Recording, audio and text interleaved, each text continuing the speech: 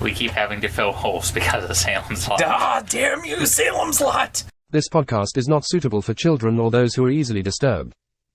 Spoiler warning for whatever is in the title of this episode. And now for the obligatory socials. Please like, share and subscribe. Follow Daniel at DStarSick on Twitter. Follow Ryan at Darth Damio on the Bluebird app. You can find the podcast on Twitter at HorrorPod69. You can also follow us on Facebook, Instagram, Slasher and Goodreads. Become part of the Disturbed community by asking for the Facebook group and Discord links. Send dick pics to the Horror of Babylon podcast at gmail.com. Support the show at patreon.com/the Horror of Babylon. And finally, you can let your friends know that the Horror of Babylon is available on YouTube, Apple Podcasts, Spotify, Audible, Stitcher, Google Podcasts, Amazon Music, Podcast Addict, TuneIn and the iHeartRadio app. Stay scary.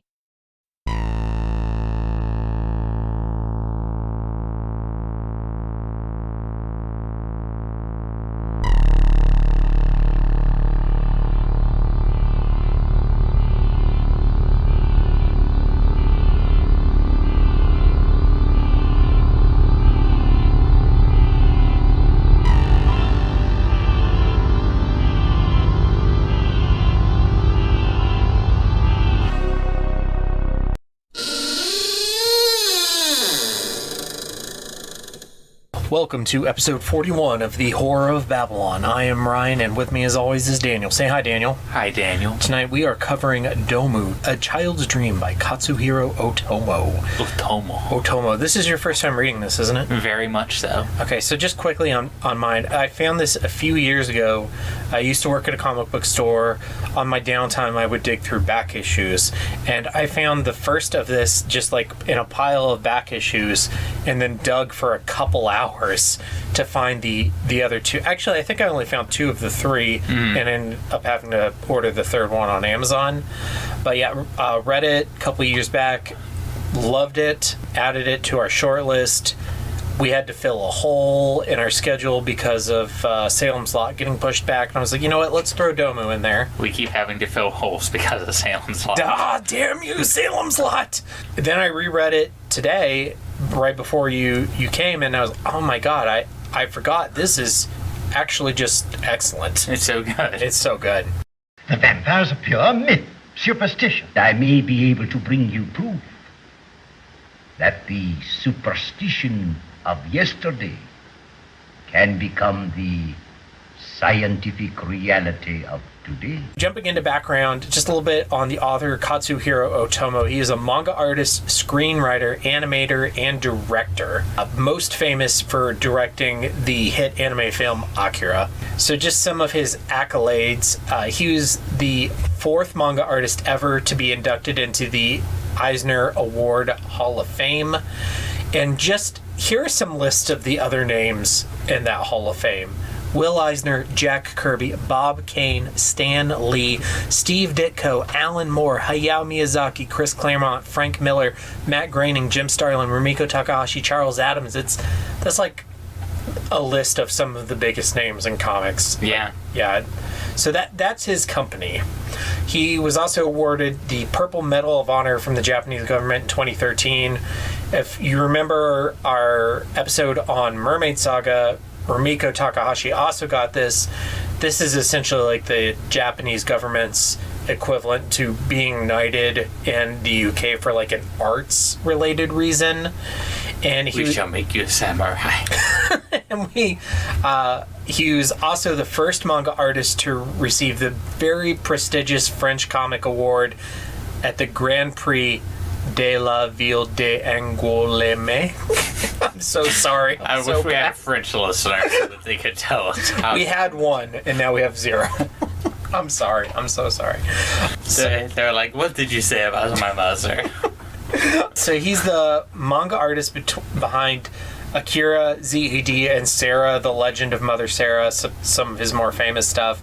He directed the film adaptation of his own manga, Akira. Also, some other good movies he directed, Memories, Steamboy. He wrote the film adaptation of Metropolis, and he also worked on Perfect Blue and Space Dandy as an animator, as well as a lot of other anime. This is just a small side tangent on Space Dandy. Back before I actually watched JoJo, I thought Space Dandy and JoJo were the same show. I haven't watched Space Dandy yet. It's been on my list to watch forever. Yeah. Because Shinichiro Watanabe, but yeah. I can see they're both very flamboyant. Yeah. Yeah. And so Dōmu translates as dome. And this manga was published in the seinen manga magazine Action Deluxe from 1980 to 1981. It had a trade paperback publication in 1983. Dōmu won the 4th Japan Science Fiction Grand Prix Award, and it was the first comic to ever win that award. It was granted an Excellence Award at the 1981 Japan Cartoonists Association, and it was published in America by Dark Horse Comics in 1995 and was reissued again in 1996 and 2001 and was a top seller all the years that it was published. So the entire time I was reading this, I was going, Dōmu Arigato, Mr. Robot 2. That's Dōmo, D-O-M-O. But I was going Dōmu the whole time and putting "u" at the end of all of those words. O. Yeah. No. It's Dome, not thank you. That's the... Can you imagine if this book was titled Thank You? That would make no sense. I don't know. He, takes all these trinkets. Thank you. Thank you, I killed you, and now I get your stuff. Vroom.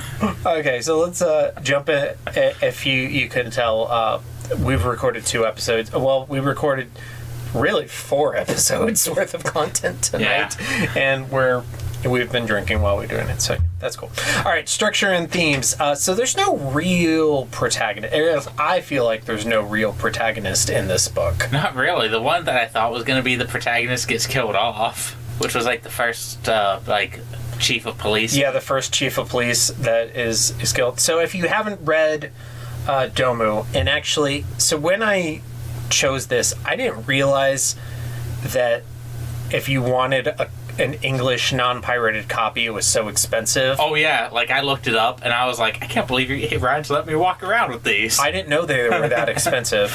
So this isn't the most accessible manga that we could have chosen. Get it on Kindle. Yeah.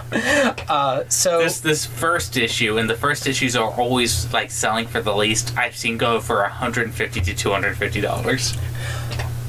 In my defense, mine are not in very good condition. Your first one and your last one are. Your middle one. No, yeah. The third one, the most expensive one's in rough shape. Yeah. The second one's kind of in rough shape, but your first one's pristine. Yeah. I'm going to put them away somewhere safe. Yeah. But this will probably get a reprint at some point. Although, one of my gripes about it is that this manga is not recognized nearly as much as it should be because it's so good. Yeah. But assuming you haven't read this, real quick summary. It's about a company or a public housing complex called the Tsutsumi Housing Complex in Tokyo. There's a string of murders or suicides that are happening there that the cops have no explanation for. Long story short, you find out that it's a little old man who has mental issues and has the mind of a child, has these telekinetic abilities that he uses to force people to commit suicide, and then he steals souvenirs from them. And it's super fucked up. It's super fucked up. Without getting into all the specifics, he ends up in a psychic battle with a little girl who just moved into the complex who also has telekinetic abilities, and she ends up killing him, and the cops never figure it out. Yeah. That's just that's the plot. That's the high level. Okay, so there's no real protagonist to this. I mean, I guess you can make an argument for the little girl, you can make an argument for the villain being the protagonist, but or the main cop that you follow throughout it, but it really jumps from so many characters. You know what this really reminded me of, and it's weird because we just talked about it today, is the original Ju-On movies, especially Ju-On the Grudge, which kind of just hops around from character to character. Mm-hmm. This is told in a chronological order, Ju-On isn't. Mm-hmm. But it reminds me of, we're hopping around from person to person, exploring this phenomenon that's going on and how they deal with it. In this case, the phenomenon is one of the characters, which is the psychic old man. It's very J-horror. It reminded me a lot of Gyo, which we reviewed recently, and that it's more plot-driven than it is character-driven, but to me it's really more about the visual aspect of the story. Like, what's the weird shit I can do with these psychic powers? Yeah, it's not so much plot-driven than it's like, oh, I need to find out what happens and how this wraps up. It's just like, I want to see what happens next visually. What crazy-ass thing is going to happen now? Yeah. Yeah. Okay, so another thing that's unique about this is you could frame this to somebody as a murder mystery, but you kind of find out who the killer is really early in the story. Oh, yeah, like, pretty much as soon as they said, oh, that guy is just senile, I was like, oh, okay, he's the one doing it. Yeah, and they're not... It doesn't make you try to I guess they have him on the cover, but yeah. I didn't put 2 and 2 together when I was reading it. Do you think it's a good or a bad thing, or is it just a thing that they don't try to make you figure out who the killer is? It's just a thing. They sort of at first set it up as a murder mystery, but then it almost immediately stops being one, like a third through the way of the first issue. If you had to force me to put this into a box, I would say it's... I kind of want to say sci-fi horror, but I don't even know if that's right. Maybe fantasy horror is closer. Whatever Carrie's labeled as. There's no, like, concrete explanations for what these powers are, where they come from. Them. Yeah, they just have them. Yeah. Which is more fantasy. But when I think telekinesis, it kind of puts me more in a sci-fi state of mind. I don't know. It's not, like, completely unique, but... It's hard to pin it into a single box other than it is horror. Yeah. Yes. And it's kind of a different take on the haunted house trope, because the way it starts off is by explaining all of the occurrences that have happened at this housing complex and how, like, the housing complex itself has had all of these suicides. The public knows about like 6 of them, but the cops are actually hiding. There's actually been more than 20 deaths, and no one knows what's going on. Yeah. So it's kind of like a haunted house story before you figure out that there's actually like an old man who's responsible for it.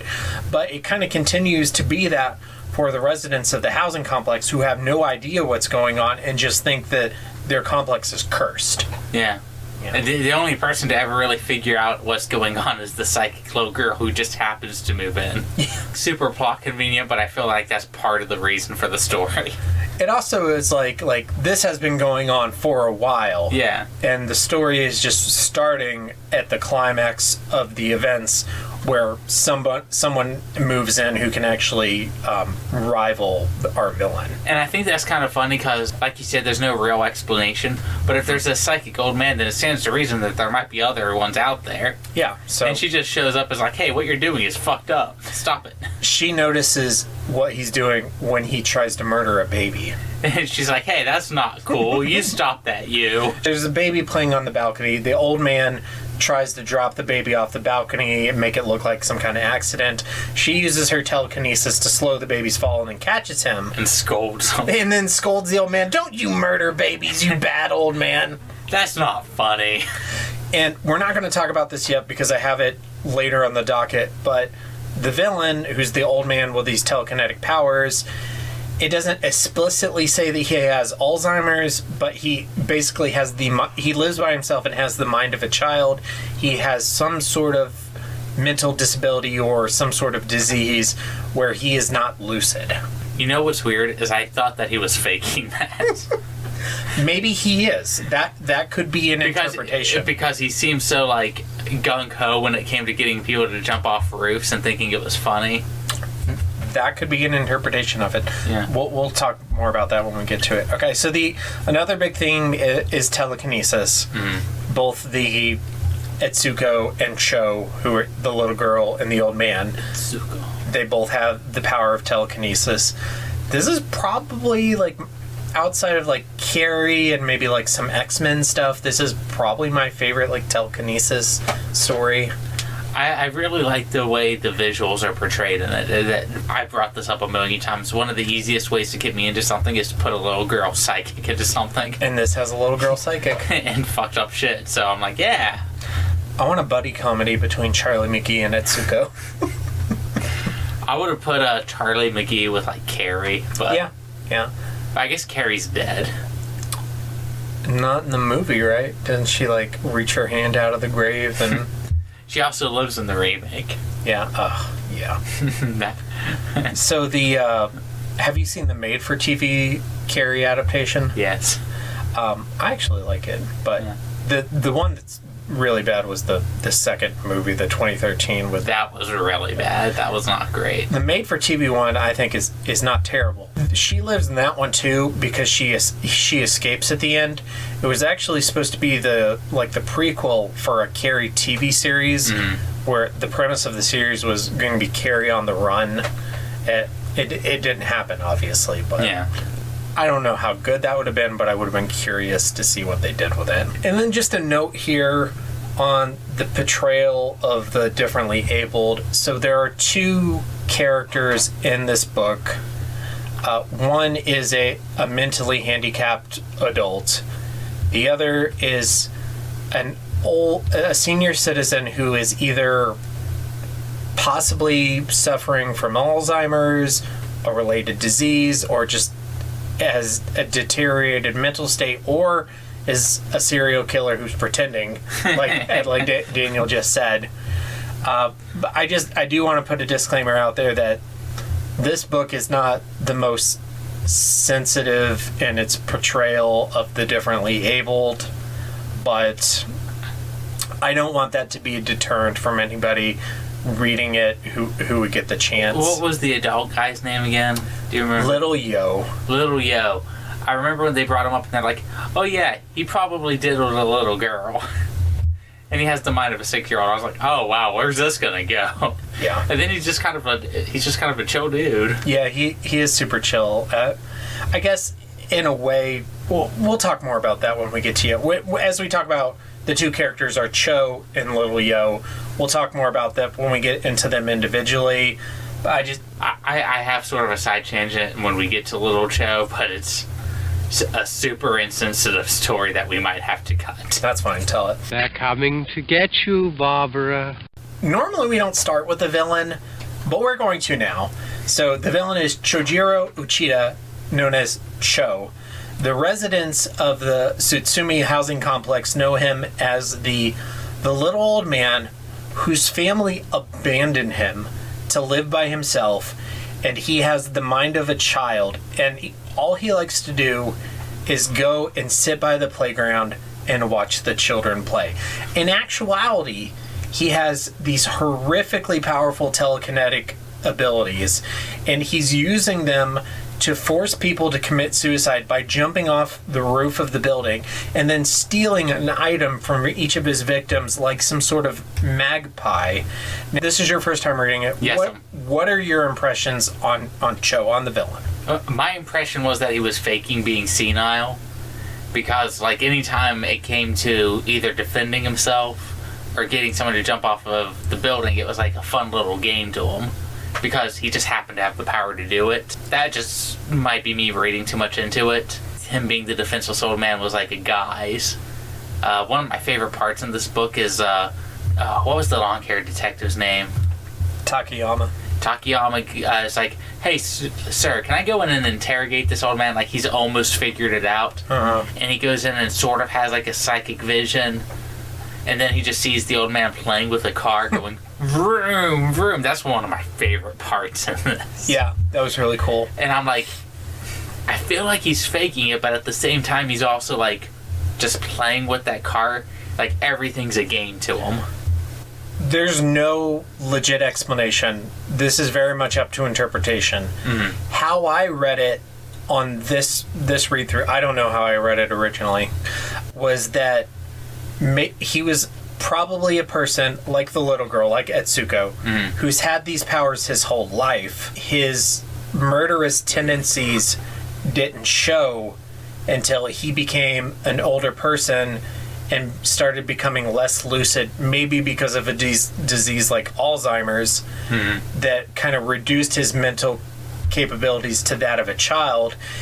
Maybe he's always had like a darker side to his personality, but when he was an adult and he was more cognizant, he was able to keep that side of him in check. Like, you know, a lot of us have have dark thoughts. Very. But, we're people and we can keep a hold of this. Now you have this character who has these horrific telekinesis abilities, and they get a disease like Alzheimer's that deteriorates part of their brain where they're no longer lucid and can keep themselves in check. What happens? They go on a fucking killing spree. That's also fun. Yeah. But the book never explicitly says, I could be right, Daniel could be right, it could be a mysterious third option. Yeah. It's kind of up to whatever your interpretation is. I like the ambiguity of it because it allows you to read the story a few times, see what's probably going on. Mm-hmm. I always think it's a fine line between being too ambiguous and being too expository with stories. I'd rather have too ambiguous than too expository. However, obviously, like, a balance between the two is hard, but it's preferred. Yeah. So just on the character in general, I wouldn't say he's like my favorite horror manga villain, but he's up. I think he's a standout villain. I think he's really great. I love when he's just wearing all the junk that he's taken from people.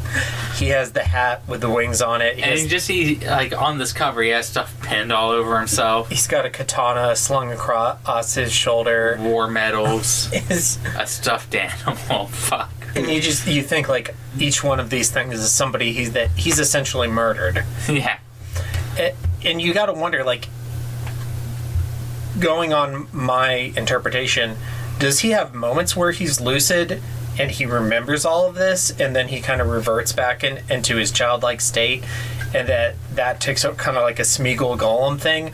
Or does he have like no lucid moments and he's just completely deteriorated into the serial killer who's basically a child that just lives in the id and just is like eat, sleep, kill. Just these base urges. Because he's too old to fuck. He's too old to fuck. I like the comparison of him with a magpie, the bird that like steals shiny shit. His apartment goes from having nothing in it to just being filled to the brim with shit. Yeah. And we'll talk about like his relationship with Atsuko when we get to her. Yeah. Okay, so just a little bit on... first, there are literally like probably 20 plus named characters in this book. We're not going to cover all. No, I have 5 written down. Because, like we said, it's not super character driven, but the housing complex itself, it kind of gives you a little bit about all of these different characters. Almost sort of like in a like Salem's Lot sort of way, where it's building like this small community, and here's this fucked up person who did this, and here's this fucked up person who did that, and this and that. So we're going to focus on the villain. There's a lot of different cop characters. We're going to focus on the main one that we spend the most time with, and then kind of the 3, like, I don't want to say like heroes / the 3 innocent characters, like they kind of form a trio.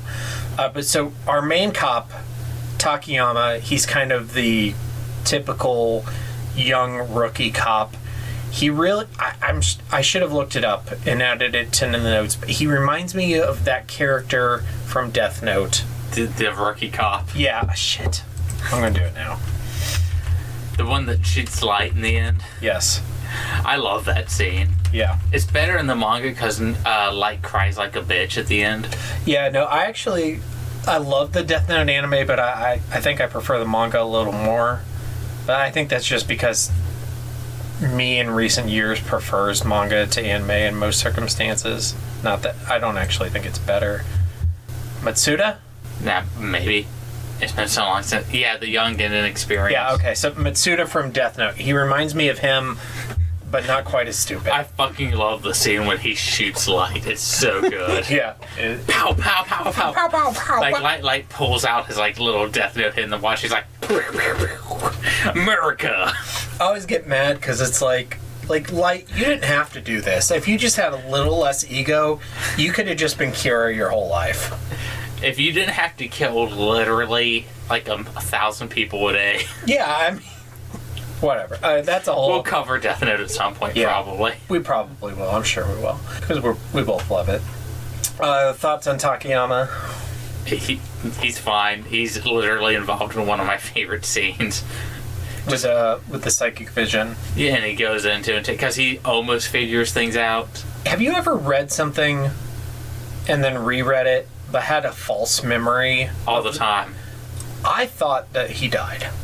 I thought he died at, like, the end of the second book where, like, the apartment complex, like, the gas explosion happens. Human memory is a notoriously one of the least reliable sources. I was convinced. That's why I keep a journal. I was like, what the fuck? I really thought this guy died. Yeah. But I don't know. He's one of the last ones standing. Okay, so talking about the kids, Atsuko is the main little girl who's moved to this apartment complex. She has telekinetic powers, which normally when you have a story about a young person with these powers, the story is about them finding out they have them, learning to control them, and then learning to live with them. See Carrie, Firestarter, Matilda. Yeah, but literally any of the other stories. Atsuko has her powers and is comfortable with them, and it's just like a part of her everyday life. Yeah. You stop that, you crazy old man. Like, her introduction, some kids are inviting her to come over and play some video game after school, and I want to play with the poor kid. But she's sticking up for the kid who has, like, the alcoholic, abusive father, and she ends up playing with, one, him, and two, the adult, the mentally handicapped adult who has the mind of a child. And then two, the other, like, main introduction scene for her is her saving this baby that the villain tries to murder. And then, like, the climax of this is the scene where Cho, the villain, uses his telekinesis to take over this resident of the housing complex who's a known alcoholic. He gives him a gun that Cho stole from a cop he forced to commit suicide. Who I thought was going to be the main character. But was not. Yeah. And then he uses this gun to shoot a child in the face and then go on a shooting spree, which leads to this showdown between Atsuko and Cho, where he knew previously that she had these powers, but he doesn't know, like, the height of her powers until this moment, and they have, like, this ginormous psychic battle that, like, almost destroys the entire housing complex. Yeah. And it is the climax of book 2, and then the aftermath goes into book 3. What are your thoughts on this little girl? I liked her. She's real good. One of my favorite parts is she'll just show up and, like, have these invisible psychic battles with Cho, and he has, like, this intense look on her face, and just for her it's no big deal. She's just sitting there staring at him, and you can see he's really struggling. I don't know if that's, like, an age thing or a power level thing. One of my absolute favorite parts is in book 3, at the end of the book, where he's hanging out at the playground like he normally does, and then she just shows up out of nowhere, and you get this 2-page, full-page spread of him just having this shit-faced look like, I am fucked. Not little girls. not the little girl with the psychic powers. I'm old and I hate the young.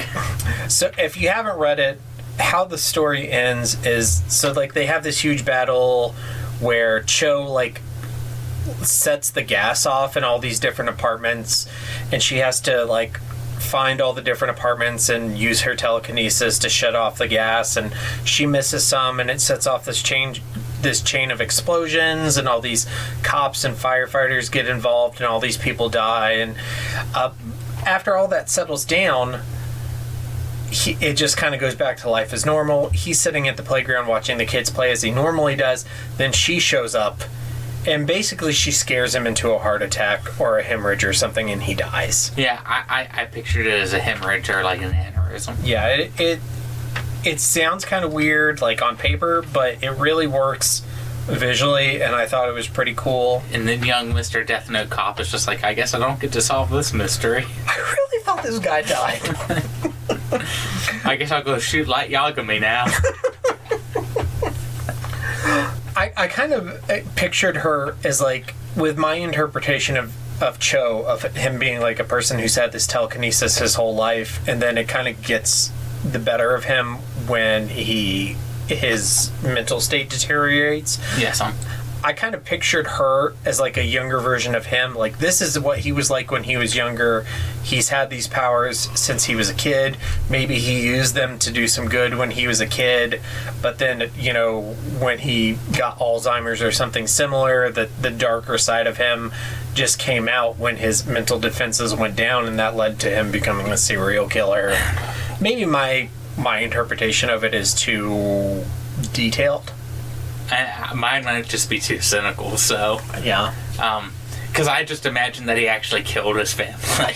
Yeah. And made them, like, disappear and unalive themselves. Yeah. He wasn't abandoned, he got rid of them.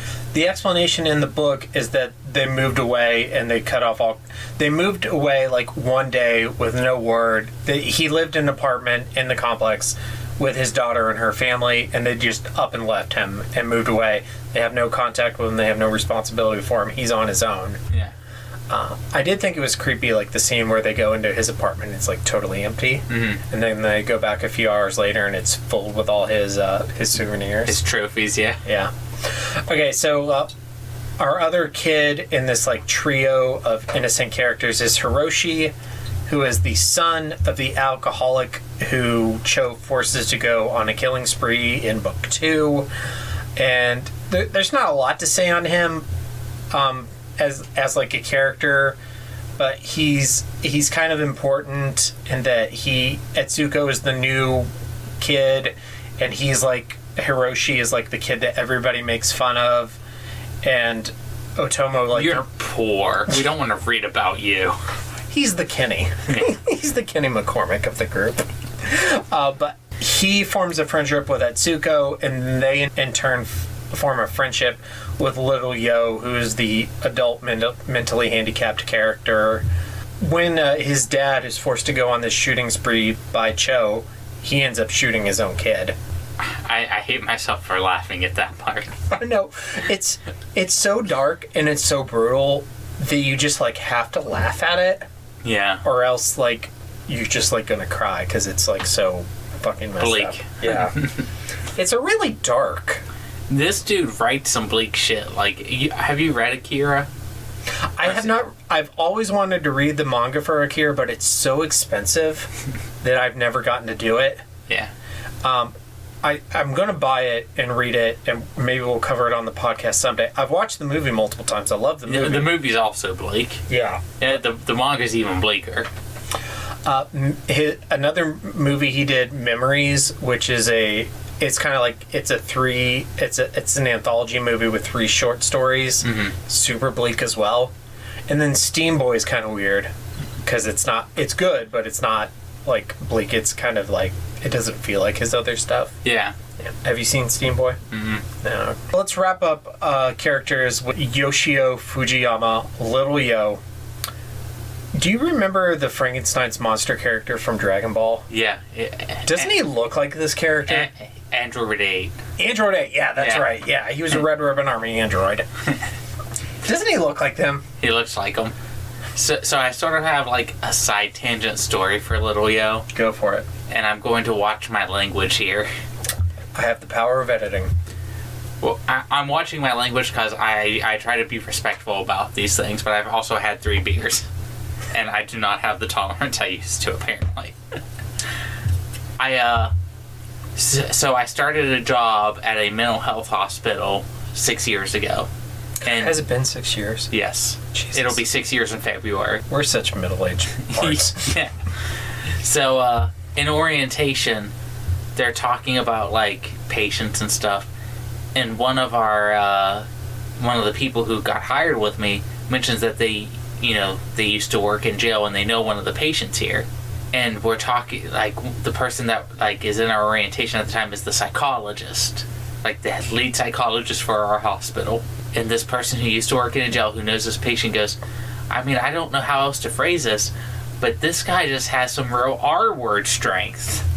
And everyone gets so super silent and stares at this woman. It's just not a word that people use anymore. Like, again, I'm one of the least sensitive people I know. But I'm looking at her, I'm like, you can't just say that to the psychologist for the mental health hospital. That person got fired during our orientation. That was my intro to this job. And then our human resources director came and goes, does anyone need to talk about what happened? I was like, no, I'm fine, but I mean, she did that to herself. Yeah, I mean, it's just... That patient, by the way, also ended up being super dangerous and almost and did attack me a few times. But I always remember that. And I think of that this time only because they portray this dude as like this super strong behemoth. So it's kind of a stereotype. Like I said at the beginning, this was written in 1980. It is not the most sensitive in terms of like the differently abled. And again, I'm a little bit of an asshole because I saw this character and I was like, M-O-O-N, that spells Little Yo. I know, but one of our favorite characters from The Stand is also not the most sensitive portrayal of a differently abled person. But I still liked him. Yeah, I mean, that does, just because a character has some stereotypes doesn't mean they can't be a likable character. However, and then the same is true where just because it doesn't mean that these stereotypes are okay. Things are more complicated than black and white. I mean, it's not all things are good or bad. Things have good and bad. Which is why I wanted to tell that story. Yeah, exactly. I thought it was kind of pertinent. And Little Yo is like that too. Like, if you just read the first book, it's like, oh my god, this is like some terrible stereotype where it's almost like Frankenstein's monster from the actual novel, where he's like this like childlike mind in this body of a giant man who doesn't understand how the world works and has to learn. Then if you read book 2 and 3, you understand that Little Yo has a little more integrity than that. He's extremely loyal to Atsuko and Hiroshi to the point where he's willing to murder police officers to try and get to Atsuko to save her from Cho. They brought up that maybe he was a child molester and then it never comes up again. Yeah, because it's just like a lot of the world building in this book comes from like housewives standing around the apartment complex and gossiping. Yeah. Yeah, and that's the kind of shit that people would say about somebody they don't know and don't understand. I'll kill you all! I'll drive you crazy, and I'll kill you all! I'm every nightmare you ever had. I am your worst dream come true. I'm everything you ever were afraid of. So let's jump into scary shit.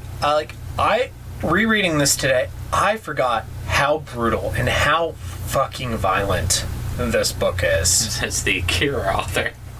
I have a whole list of things that I listed. What are your standout like moments? The firefighter just getting brutalized because the little girl was scared. Literally blown to pieces. Like, and she's chunks of flesh. She's the closest to a hashtag hero we have, and she just murders people. I mean, she's a scared little girl with too much power. It was an emotional reaction. She didn't for her, I think that technically you would call that manslaughter. Yeah. Because she killed this guy on accident because when she's that emotionally compromised, she doesn't have control of her powers. When she's, completely cognizant, she seems to have a pretty good grasp on her telekinesis. Death. Yeah, but not when she's like all fucking worked up because she just saw her two best friends like beat to shit. One of the big scary parts for me was just how Cho would put voices in people's head to lure them to the roof, and then that one lead detective or chief of police or whatever he was, when he gets up to the roof and then realizes what's happened. So let's detour now to our second scary shit topic, and then we'll come back to some of these other set pieces. In terms of Cho and Atsuko's powers, it's mainly just focuses on telekinesis, but it seems like telepathy is part of it too, but it's really underused. Yeah. How did you interpret their powers?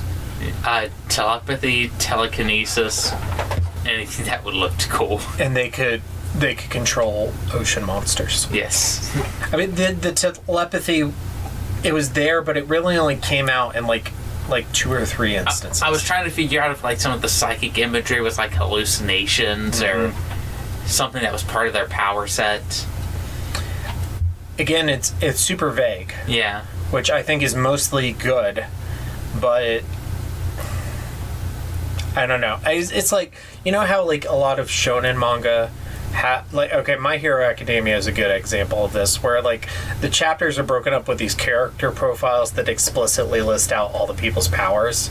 Yeah. This is like the furthest thing from that. One of my favorite ones is Suyo's. They list off like a list of all these toad powers she has. Or frog powers. She's my favorite. And she never uses like half of them.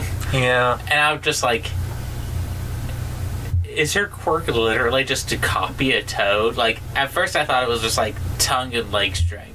But then it's also like invisibility and like camouflage. And camouflage. And I'm like, if I look at her, am I gonna start hallucinating? I like My Hero.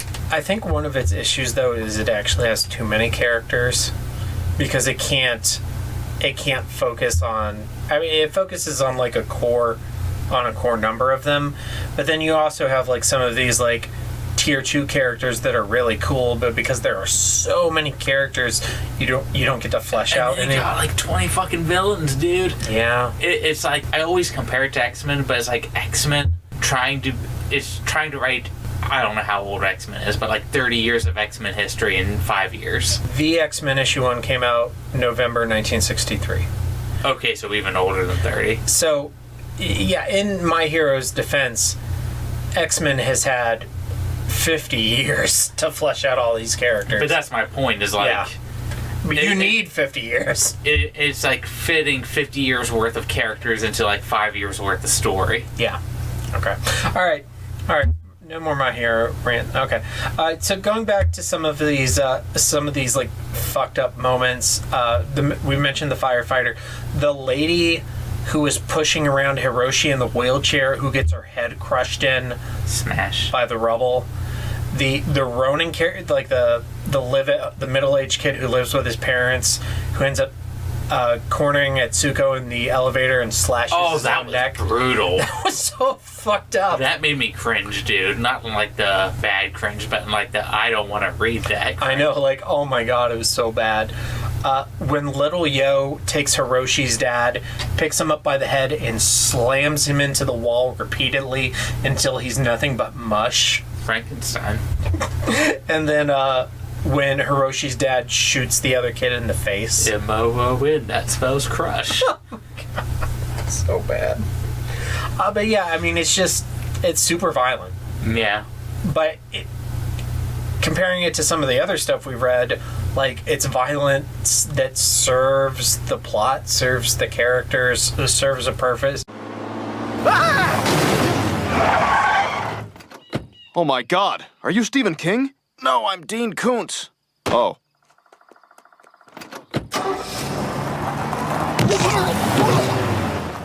Alright, let's jump to Kings and Koontzes. Oh, fuck. What is my king? I don't know. Like, it's hard. I had a hard time with this one, to be completely honest with you. My king is at the end of the book, where Atsuko shows up at the playground, and Cho just knows he's completely fucked. And you get like this 2-page spread of his face, which I've already pulled up once, but I'm trying to do again. This is my king. Like, I am totally fucked. This little girl is about to murder me. My reign of terror is over. This is my king. My king is the one that I keep bringing up, as him in the interrogation room playing with the truck going vroom, vroom, vroom. I laughed out loud when I came across that. Yeah. I think it's also in issue 3. Yeah, it is. It is. Vroom. I fucking love this shit. When this was published by Dark Horse Comics in America, it was broken up into 3 like 60, 70 page issues. They are trade paperbacks, but they're small trade paperbacks. that little face is making. And then the other cop comes. He's like, "I brought your caramels. I went out and got you caramels." And that's like literally after this horrific vision of the old chief jumping to his death. Yeah. Room. Oh my god, this book. The contrast to those scenes is fucking great to me. I think I read this a couple of years ago, and then I think I blacked out how fucked up this book, and I just had this memory of this book is really good, and the cop dies. And then I sat down to read it today. I was like, oh my god, this is so messed up. Yeah, it's great. I believe I sent you a picture of these 3 books together, and now this is art. Yeah, you did, because we were comparing it to something else we read, which is not art. My Koontz for this is actually that there's no anime adaptation. That's my Koontz. I think it would be either a good 90-minute anime film or a 2 to 3 episode OVA. But a Koontz was hard. I really like this book. I guess my Koontz is too short. I think that's also a strength of it. It doesn't go too far. I wouldn't even want another volume. I would like another half a volume. Yeah. Of gossip leading up to the reveal that it's the old man. Yeah. Okay. That's probably the only thing I would ask for. Is another maybe 5-10 pages. Yeah. Your list in front of you.